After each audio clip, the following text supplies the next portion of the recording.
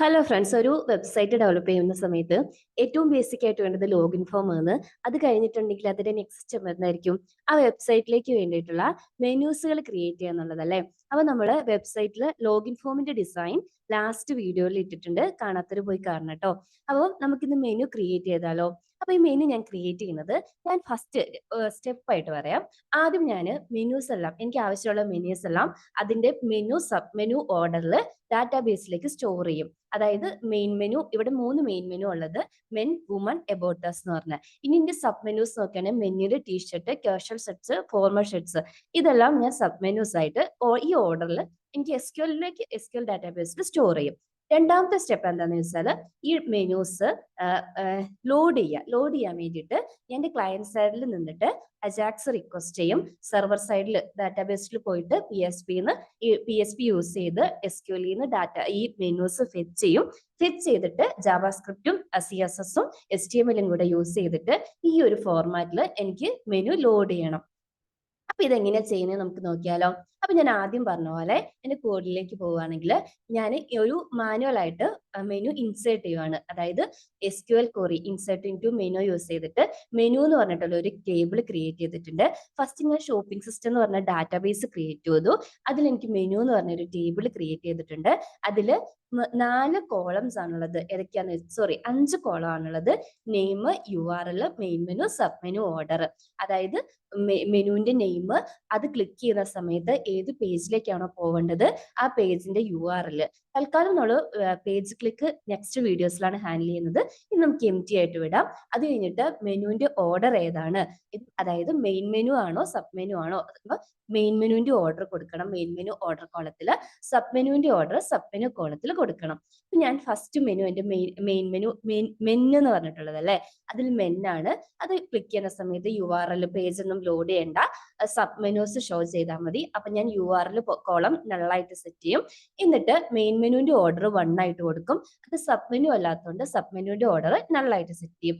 രണ്ടാമത്തത് മെൻ എന്ന് പറഞ്ഞിട്ടുള്ള സബ് മെനുവിന്റെ മെയിൻ മെനുവിന്റെ അണ്ടറിലുള്ള സബ് മെനു ആണ് ടീഷർട്ട്സ് എന്ന് പറയുന്നത്. ഇത് ഞാൻ എന്ത് ചെയ്യും, ടീഷർട്ട് എന്ന് പറഞ്ഞിട്ടുള്ള രണ്ടാമത്തെ കൊറിയിൽ ടീഷർട്ട് കൊടുക്കും. മെനു നെയിം t-shirt.php പോകണം. ക്ലിക്ക് ചെയ്യുമ്പോൾ അതിന് മെയിൻ മെനു ഏതാണ്, മെൻ എന്നല്ലേ. അപ്പൊ ആ മെയിൻ മെനുവിന്റെ ID കൊടുക്കുന്നു. എന്നിട്ട് ഞാൻ ഇതിന്റെ ഫസ്റ്റ് ഈ മെയിൻ മെനുവിന്റെ ഫസ്റ്റ് സബ് മെനു ആയിട്ട് സെറ്റ് ചെയ്യുന്നു. നെക്സ്റ്റ് കാഷ്വൽ ഷർട്ട് വരുന്നത് അതുപോലെ തന്നെ മെനുവിന്റെ നെയിം കൊടുക്കുന്നു, URL കൊടുക്കുന്നു, മെയിൻ മെനു ഏത് മെയിൻ മെനുവിന്റെ അണ്ടറിലാണോ വരേണ്ടത് അതിന്റെ ID കൊടുക്കുന്നു, ഈ സബ് മെനുവിന്റെ ID കൊടുക്കുന്നു. ഈ ഒരു ഓർഡറിൽ മെനു സബ് മെനു ക്രിയേറ്റ് ചെയ്യും. അപ്പൊ കൊറി മനസ്സിലായല്ലോ. ഇനി സപ്പോസ് നിങ്ങൾക്ക് SQL കൊറിയിൽ ഡൗട്ട് ഉണ്ട്, അല്ലെങ്കിൽ SQL കൊറിയിൽ അത്രയ്ക്ക് ഇതല്ല എന്നുണ്ടെങ്കിൽ എന്നോട് പറഞ്ഞാൽ മതി. നമുക്ക് ഈ വീഡിയോ ലെങ്ത് ആയി പോകുന്നതുകൊണ്ട് കൊറി ഞാൻ എക്സ്പ്ലെയിൻ ചെയ്യുന്നില്ല. അത് നമുക്ക് വേറൊരു വീഡിയോ ആയിട്ട് ചെയ്യാം. അപ്പൊ ഇൻസേർട്ട് കൊറി യൂസ് ചെയ്തിട്ട് ഞാൻ മാനുവൽ ആയിട്ട് എന്ത് ചെയ്യുന്നു, എന്റെ ഡാറ്റാബേസിലേക്ക് മെനു എന്ന് പറഞ്ഞ ടേബിളിലേക്ക് ഈ മെനൂസ് എല്ലാം ക്രിയേറ്റ് ചെയ്ത് വെക്കുന്നു. അപ്പൊ ഇനി അടുത്ത സ്റ്റെപ്പ് എന്താണ്, ഇത് ഞാൻ സാമ്പ് യൂസ് ചെയ്തിട്ടാണ് കേട്ടോ ചെയ്യുന്നത്. സാമ്പ് നിങ്ങൾക്ക് അറിയായിരിക്കുമല്ലോ, PHP-യിൽ സപ്പോർട്ട് ചെയ്യുന്നതാണ്, സോഫ്റ്റ്വെയർ ആണ്. അപ്പൊ ഇതിനകത്താണെങ്കിൽ ബിൽറ്റ് ഇൻ ആയിട്ട് നമുക്ക് അപ്പാച്ചി സെർവറും MySQL-ഉം പ്രൊവൈഡ് ചെയ്യും. അപ്പൊ നമുക്ക് ചെയ്ത് പഠിക്കുന്നവർക്കൊക്കെ ആണെങ്കിൽ ഈ സാമ്പ് തന്നെ ഡൗൺലോഡ് ചെയ്ത് ഇൻസ്റ്റാൾ ചെയ്താൽ മതിയാവും. ഓക്കെ, അപ്പൊ നമ്മൾ മെനൂസ് ഇൻസേർട്ട് ചെയ്തു. അടുത്ത സ്റ്റെപ്പ് എന്താന്നാ പറഞ്ഞത്, ഈ മെനു നമുക്ക് നമ്മുടെ വെബ് പേജിലേക്ക് ഇതുപോലെ ലോഡ് ചെയ്ത് വരണം. അതെങ്ങനെയാ നോക്കിയാലോ. ആദ്യം ഞാൻ എന്റെ HTML പേജ് എടുക്കാം. HTML പേജിൽ എന്റെ CSS പേജിന്റെ URL-ഉം ഞാൻ എന്റെ കസ്റ്റം JS പേജിന്റെ URL-ഉം അതുപോലെ തന്നെ jQuery-ന്റെ URL-ഉം സെറ്റ് ചെയ്ത് കൊടുക്കുന്നു. എന്നിട്ട് NAV എന്ന് പറഞ്ഞിട്ടുള്ള ഒരു ടാഗ് ഡിഫൈൻ ചെയ്യുന്നു. അതിൽ ജസ്റ്റ് HTML മെയിൻ മെനു എന്ന് പറഞ്ഞ ID കൊടുത്ത് ഒരു നാവിഗേഷൻ ടാഗ് മാത്രം ക്രിയേറ്റ് ചെയ്ത് വെക്കുന്നു. അത്രയേ ഞാൻ ചെയ്യുന്നുള്ളൂ. ഇനി ഇതിന്റെ ലോഡിംഗ് ഒക്കെ ചെയ്യുന്നത് JS-ഉം CSS-ഉം യൂസ് ചെയ്തിട്ടാണ്. അപ്പൊ നമുക്ക് നേരെ JS-ലേക്ക് പോവുകയാണെന്നുണ്ടെങ്കിൽ JS-ൽ document.ready, അതായത് JS-ന്റെ ബേസിക്സ് നമ്മൾ ഓൾറെഡി ഡിസ്കസ് ചെയ്തതാണ്. കാണാത്തവരുണ്ടെങ്കിൽ പ്രീവിയസ് വീഡിയോസ് ചെക്ക് ചെയ്താൽ മതി കേട്ടോ. അപ്പൊ JS-ന് പേജ് റെഡി ആയി കഴിയുമ്പോൾ ഞാൻ എന്ത് ചെയ്യും, എന്റെ മെനു ഡാറ്റാബേസിൽ സ്റ്റോർ ചെയ്ത് വെച്ചിരിക്കുന്ന മെനുവിന് വേണ്ടിയിട്ട് എന്റെ ക്ലയന്റ് സൈഡ് ബ്രൗസറിൽ നിന്ന് ഒരു റിക്വസ്റ്റ് സെൻഡ് ചെയ്യണം. അതിന് ഞാൻ യൂസ് ചെയ്യുന്നത് jQuery-ന്റെ അജാക്സ് റിക്വസ്റ്റ് ആണ് കേട്ടോ. അപ്പൊ അജാക്സ് jQuery പ്രൊവൈഡ് ചെയ്യുന്ന built in server side request response mechanism ആണ്. അതിന്റെ സിന്റാക്സ് എന്ന് പറയുന്നത് അജാക്സ് കീവേഡ് കൊടുക്കുക, അതിൽ നമ്മുടെ സെർവർ സൈഡ് URL PHP-ന്റെ URL കൊടുക്കുക, പിന്നെ നമ്മുടെ ടൈപ്പ് പോസ്റ്റ് ആണോ ഗെറ്റ് ആണോ മെത്തേഡ് എന്ന് കൊടുക്കുക. അതുപോലെ അതിന്റെ ഇൻകമിംഗ് ഡാറ്റ ടൈപ്പ് കൊടുക്കുക. ഇപ്പൊ JSON ആയിട്ടാണ് ഞാൻ എടുക്കുന്നത്, JSON കൊടുക്കുന്നു. പിന്നെ അതിന്റെ സക്സസിലാണ്, അതായത് നമുക്ക് അവിടുന്ന് സെർവർ സൈഡിൽ നിന്ന് എറേഴ്സ് ഒന്നും ഇല്ലാതെ സക്സസ് ആയിട്ട് ഡാറ്റ കിട്ടുമ്പോൾ ഈ ഒരു ഫംഗ്ഷൻ ആയിരിക്കും എക്സിക്യൂട്ട് ചെയ്യുന്നത്. അതിൽ നിന്നിട്ട് ഞാൻ എൻ്റെ JSന്റെ ബിൽഡ് മെനു എന്ന് പറഞ്ഞിട്ടുള്ള ഫംഗ്ഷനെ കോൾ ചെയ്യുന്നു. ഇനി സപ്പോസ് JSൽ എന്തെങ്കിലും എറർ ഉണ്ടെങ്കിൽ എറർ ഫംഗ്ഷൻ ട്രിഗർ ചെയ്യുന്നു. അപ്പൊ എറർ എന്താണെന്നുള്ളത് ഞാൻ ജസ്റ്റ് കൺസോളിലേക്ക് റൈറ്റ് ചെയ്യുന്നു. അപ്പൊ ഇത്രയും മനസ്സിലായല്ലോ. അപ്പൊ നമുക്ക് നേരെ PHPയിൽ, അതായത് ഇവിടെ ഞാൻ എൻ്റെ റിക്വസ്റ്റ്, അജാക്സിന്റെ റിക്വസ്റ്റ് menu.phpയിലേക്കാണ് പോകുന്നത്. ഈ menu.phpയിലേക്ക് പോയാലോ, അപ്പൊ റിക്വസ്റ്റ് ഇവിടുന്ന് നേരെ menu.phpയിലേക്ക് പോകുന്നു. menu.phpയിൽ ഞാൻ നിങ്ങളോട് ആദ്യമേ പറഞ്ഞിട്ടുണ്ടായിരുന്നു എന്റെ ഡാറ്റാബേസ് ഷോപ്പിംഗ് സിസ്റ്റം ആണ്, എന്റെ ടേബിളിന്റെ നെയിം മെനു ആണെന്ന്. അപ്പൊ ഞാൻ ഫസ്റ്റ് ഒരു കണക്ഷൻ ക്രിയേറ്റ് ചെയ്യുന്നു എന്റെ ഡാറ്റാബേസിലേക്ക്. ആ സെർവർ നെയിമും യൂസർ നെയിമും പാസ്വേഡും ഒക്കെ കൊടുത്തിട്ട് സെർവറിലേക്ക് കണക്ഷൻ ക്രിയേറ്റ് ചെയ്യുന്നു. എന്നിട്ട് എന്ത് ചെയ്യുന്നു, ഞാൻ കൊറി എഴുതുന്നു. കൊറിയിൽ എന്താണ്, എന്റെ മെയിൻ മെനു സബ് മെനു ഓർഡറിൽ എന്റെ ഇപ്പോൾ ഉള്ള മെനൂസ് എല്ലാം ഫെച്ച് ചെയ്തെടുക്കുന്നു.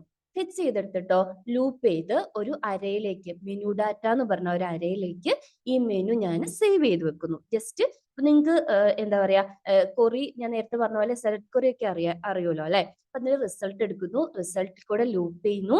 ലൂപ്പ് ചെയ്തിട്ട് അര ക്രിയേറ്റ് ചെയ്യുമ്പോൾ ഇതൊരു അസോസിയേറ്റീവ് അരയാണ്.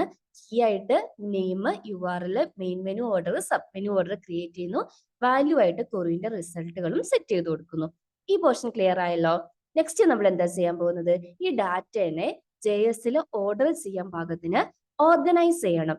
അതിനു വേണ്ടിയിട്ട് ഓർഗനൈസ് മെനു ഡാറ്റ എന്ന് പറഞ്ഞ ഫംഗ്ഷനെ ഞാൻ കോൾ ചെയ്യുന്നു. ഇതും ഞാൻ എഴുതിയ കസ്റ്റം ഫംഗ്ഷൻ ആണ്. ആ ഫംഗ്ഷനിലേക്ക് പോയാൽ നമ്മൾ നേരത്തെ ക്രിയേറ്റ് ചെയ്ത മെനു ഡാറ്റ എന്ന് പറഞ്ഞ അരയില്ലേ, അതിൽ കൂടെ ലൂപ്പ് ചെയ്തിട്ട് മെയിൻ മെനു സബ് മെനു ഓർഡറിൽ ഒരു JSON ഫോർമാറ്റിലേക്ക് ഞാൻ ഇത് ക്രിയേറ്റ് ചെയ്യുന്നു. അങ്ങനെയാകുമ്പോഴാണ് എനിക്ക് കൂടുതൽ ഈസിയിൽ, അതായത് പറയുവാണെങ്കിൽ ഇതിന്റെ റിസൾട്ട് എങ്ങനെയാണെന്ന് ചോദിച്ചിട്ടുണ്ടെങ്കിൽ ഈ ഒരു ഫോർമാറ്റിലായിരിക്കും വരിക. ഇപ്പൊ ഞാൻ നേരത്തെ കാണിച്ചിരിക്കുന്ന റിസൾട്ട് വെച്ച് നോക്കുകയാണെങ്കിൽ ഇവിടെ ഫസ്റ്റ് നെയിം എന്ന് വരും. ഇപ്പം എന്റെ ഫസ്റ്റ് മെനുവിന്റെ നെയിം അല്ലായിരുന്നോ, മെന്ന്. അപ്പൊ ഇതുപോലെ തന്നെ URL കാര്യങ്ങളൊക്കെ വരും. എന്നിട്ട് ഇവിടെ സബ് മെനു എന്ന് പറഞ്ഞിട്ടുള്ള ഒരു കീയും കൂടി ഉണ്ടാവും. ആ കീന്റെ അണ്ടറിൽ എന്താവും, സബ് മെനു എഗെയിൻ നെയിം, ഈ ഫോർമാറ്റിൽ നെയിം, URL, ഇങ്ങനെ മൾട്ടിപ്പിൾ മെനൂസ് അരയായിട്ട് ഇങ്ങനെ അരയായിട്ടായിരിക്കും ക്രിയേറ്റ് ചെയ്തിട്ടുണ്ടാവുക. മനസ്സിലായോ? ഇനി അടുത്ത അരയിൽ എഗെയിൻ അടുത്ത നെയിം വരും. നെയിമിന്റെ അണ്ടറിൽ ഞാൻ നെക്സ്റ്റ് എന്റെ മെയിൻ മെനു ഏതാണ്, വുമൺ ആണ്, അത് ക്രിയേറ്റ് ചെയ്യും. അതിന്റെ സബ് മെനു, അങ്ങനെ ആ ഒരു ഫോർമാറ്റിൽ ഇങ്ങനെ പോകും. അപ്പോൾ നിങ്ങൾക്ക് JSON ഒരു വെബ്സൈറ്റ് ഡെവലപ്മെന്റിൽ അല്ലെങ്കിൽ ഒരു വെബ് ഡെവലപ്പറിന് ഏറ്റവും അറിഞ്ഞിരിക്കേണ്ട, ഇപ്പൊ നമ്മൾ കോഡിങ്ങിന്റെ കേസ് പറയല്ലേ, PHP അല്ലെങ്കിൽ Python, JavaScript, JS, front end tools എല്ലാം അറിയണം എന്ന് പറയുന്നത് പോലെ ഇമ്പോർട്ടന്റ് ആണ് JSന്റെ നോളജ്. അപ്പൊ JSON എന്താണെന്ന് അറിയില്ലെങ്കിൽ അത് നമ്മൾ സെപ്പറേറ്റ് ആയിട്ട് ഒരു വീഡിയോ ആയിട്ട് ചെയ്യാം. അപ്പൊ JSON എന്ന് പറഞ്ഞാൽ ഇത്രയേ ഉള്ളൂ. നമ്മുടെ അരയൊക്കെ പോലെ കീ വാല്യൂ ഫോർമാറ്റിൽ ഡാറ്റ സെറ്റ് ചെയ്യുന്നു. അപ്പം മെയിൻ മെനുവിന്റെ കാര്യങ്ങളും അതുപോലെ അതിന്റെ സബ് മെനുവും അരയായിട്ട് സെറ്റ് ചെയ്ത് വെക്കുന്നു. എന്നിട്ട് എന്ത് ചെയ്യുന്നു, ഈ ഡാറ്റനെ നമ്മൾ സെർവർ സൈഡിലേക്ക് എൻകോഡ് ചെയ്തിട്ട്, അതായത് സ്ട്രിംഗ് ഫോർമാറ്റിലേക്ക് സെറ്റ് ചെയ്തിട്ട് ആ JSON ഡാറ്റ സെൻഡ് ചെയ്ത് കൊടുക്കുന്നു. അപ്പോ നമുക്കിവിടെ സക്സസിൽ ഡാറ്റ കിട്ടി. ഇനി എന്ത് ചെയ്യണം, എന്റെ HTML ഇവിടെ ഒരു നാവിഗേഷൻ ടാബ് നമ്മൾ നേരത്തെ ക്രിയേറ്റ് ചെയ്തിട്ടില്ലേ, ആ ടാഗിലേക്ക് നമ്മൾ മെനു എന്ത് ചെയ്യണം, ഇൻസേർട്ട് ചെയ്ത് കൊടുക്കണം. ഈ ഒരു ഫോർമാറ്റിലേക്ക് മെനു എന്ത് ചെയ്യണം, ഇതെന്ന് പറഞ്ഞിട്ടുണ്ട് ഈ നാവിഗേഷൻ ടാഗില് ഈ മെയിൻ മെനു എന്ന് പറയുന്ന ഈ മെൻ, വുമൺ, എബോട്ട് ടെക്സ്റ്റ് അല്ലേ, ഇതൊരു UL ടാഗാണ്. UL എന്ന് വെച്ചാൽ HTML അൺഓർഡേർഡ് ലിസ്റ്റ് ആണ്. അതിലെ ഓരോ LI ടാഗിലുമാണ് ഈ മെൻ, വുമൺ, എബോട്ടസ് വന്നിരിക്കുന്നത്. അതിൻ്റെ ഉള്ളില് എഗെയിൻ ഒരു UL ടാഗ് ക്രിയേറ്റ് ചെയ്തിട്ടാണ് T-shirts, casual sets, formal shirts, അതുപോലെ വുമൺ എന്ന് പറഞ്ഞിട്ടുള്ള UL ടാഗിന്റെ അകത്ത് അതായത് നെസ്റ്റഡ് UL ടാഗ് ആയിട്ട് ക്രിയേറ്റ് ചെയ്ത് വെക്കുന്നു. അതെങ്ങനെയാന്ന് വെച്ചാൽ ഇവിടെ കാണിച്ചു തരാം. ഇവിടെ ഒരു UL എന്ന് പറഞ്ഞ ടാഗ് ഉണ്ടാവും, UL ടാഗ് ഉണ്ടാവും. അതിൻ്റെ അകത്ത് നമ്മൾ എന്ത് ചെയ്യും, എഗെയിൻ നമ്മൾ ഒരു LI ടാഗിന്റെ അകത്ത് ഇപ്പൊ നമ്മുടെ മെനു എന്ന് പറഞ്ഞിട്ടുള്ളത് ക്രിയേറ്റ് ചെയ്യും. ഇതിന്റെ ഉള്ളിൽ നിന്നിട്ട് നമ്മൾ വേറൊരു UL എന്ന് പറഞ്ഞിട്ടുള്ള ടാഗ് ക്രിയേറ്റ് ചെയ്ത് അതിന്റെ LI ടാഗിന്റെ അകത്തായിരിക്കും എന്ത് ചെയ്യുന്നത്, അതിന്റെ ഷർട്ട്, അതായത് ഇപ്പോൾ ഓരോ ഷർട്ടുകളും സബ് മെനൂസും ക്രിയേറ്റ് ചെയ്യുന്നത്. എഗെയിൻ ഈ മെയിൻ UL ടാഗിന്റെ അകത്ത് LI ടാഗില് വുമൺ ക്രിയേറ്റ് ചെയ്യും. വുമണിന്റെ അകത്ത് നിന്നിട്ട് നമ്മൾ എന്ത് ചെയ്യും, വുമണിന്റെ സബ് മെനു ആയിട്ടുള്ള sub menus UL tag create ചെയ്തിട്ട് അതിന്റെ സബ് മെനു ക്രിയേറ്റ്. ഇപ്പൊ മനസ്സിലായോ? നെസ്റ്റഡ് UL ടാഗ് എന്താണെന്ന് മനസ്സിലായില്ലേ?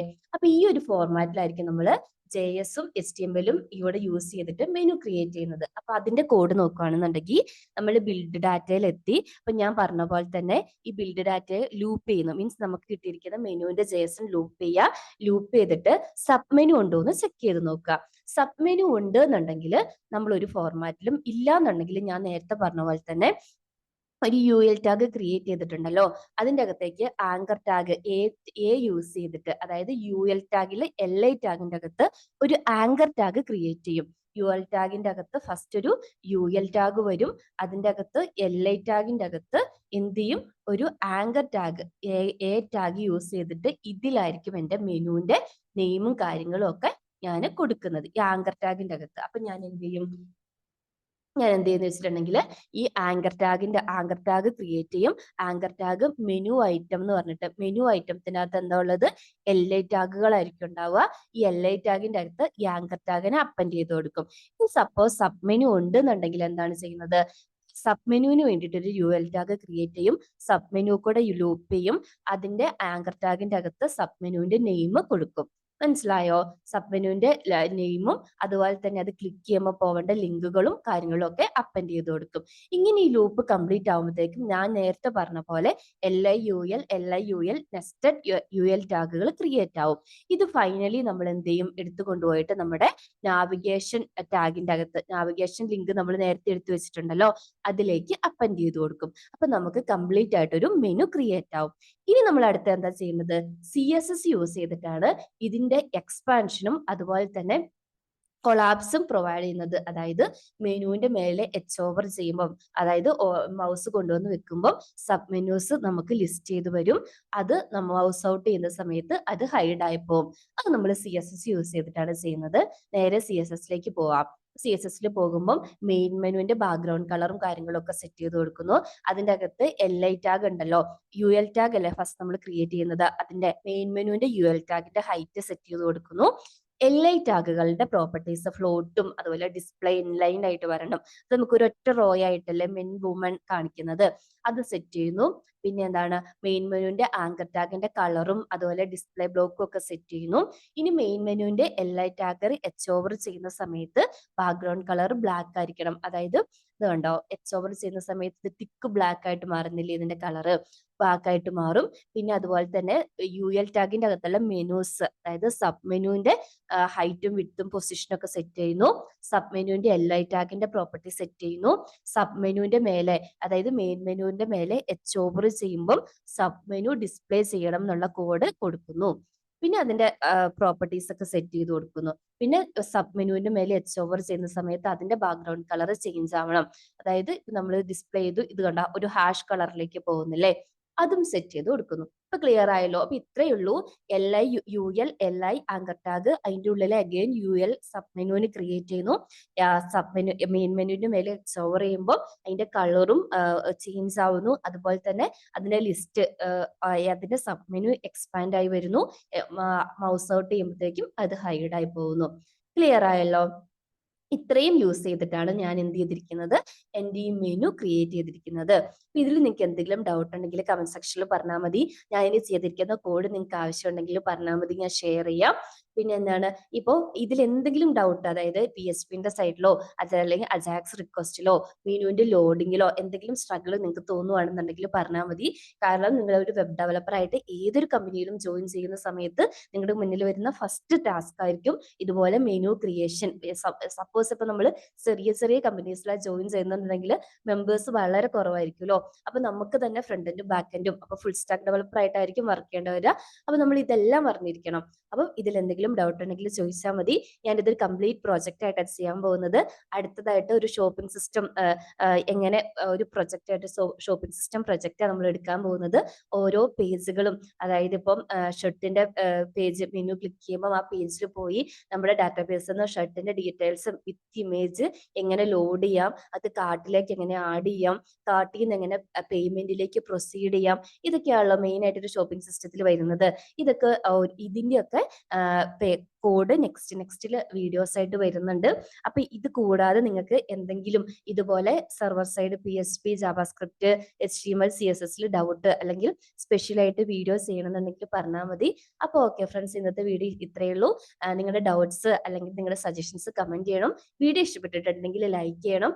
അതുപോലെ കമ്പ്യൂട്ടർ സയൻസ് പഠിക്കുന്ന അല്ലെങ്കിൽ അതിൽ വർക്ക് ചെയ്യുന്ന നിങ്ങളുടെ ഫ്രണ്ട്സിന് ഇതൊന്ന് ഷെയർ ചെയ്ത് കൊടുക്കണം. എൻ്റെ ചാനൽ ഒന്ന് ഗ്രോ ചെയ്യാൻ വേണ്ടിയിട്ട് ഹെൽപ്പ് ചെയ്യണം കേട്ടോ. അപ്പോൾ നിങ്ങളുടെ ഓരോ ലൈക്സും കമന്റും ആണ് കൂടുതൽ വീഡിയോ ഇടാൻ വേണ്ടിയിട്ടുള്ള എൻ്റെ പ്രചോദനം. അപ്പോൾ എന്നെ ഒന്ന് സപ്പോർട്ട് ചെയ്യണം. താങ്ക്